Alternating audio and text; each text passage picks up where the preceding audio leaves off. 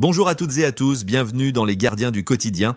3 affaires, 3 territoires différents, 3 formes de violence, mais un même constat, une criminalité de plus en plus ciblée, brutale et assumée. Direction la Charente-Maritime, à Dompierre-sur-Mer. Dans la nuit, vers 5 heures du matin, 3 hommes font irruption au domicile d'un couple. La cible n'est pas choisie au hasard. L'homme est investisseur en crypto-monnaie. Pendant plusieurs heures, le couple est séquestré, violenté, contraint. Objectif des agresseurs, accéder au portefeuille numérique.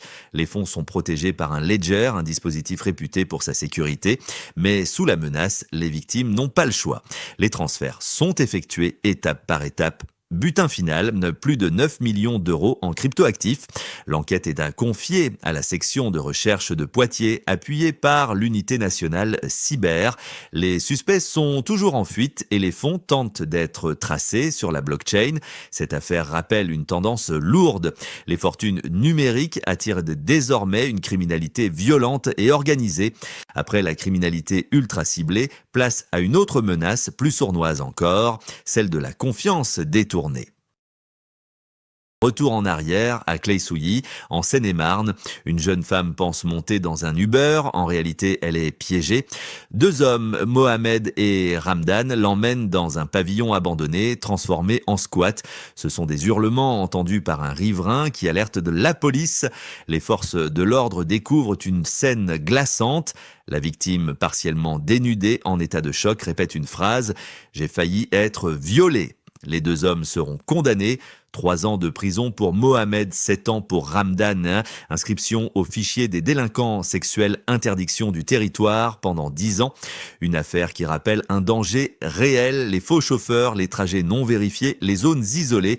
Dernier fait de ce journal, une scène d'une violence banale devenue presque ordinaire. À Marseille, dans le 15e arrondissement, une femme de 27 ans est entourée par 4 hommes. L'un d'eux la frappe à plusieurs reprises au visage pour lui voler son iPhone. Son amie tente d'intervenir, elle sera blessée. La victime parvient à prévenir la police municipale. Son téléphone est toujours actif. La géolocalisation mène à un foyer de majeurs isolés.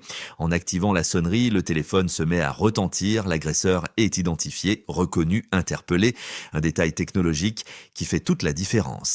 Merci à tous de nous avoir suivis. On se retrouve demain pour de nouvelles actualités. D'ici là, restez vigilants et surtout, n'hésitez pas à partager vos expériences ou vos conseils en commentaire. Votre témoignage peut aider d'autres personnes à éviter le pire. Abonnez-vous à la chaîne et rejoignez la communauté des gardiens du quotidien pour ne rien manquer des prochaines alertes, faits divers et conseils de sécurité. Parce que prévenir, c'est déjà agir.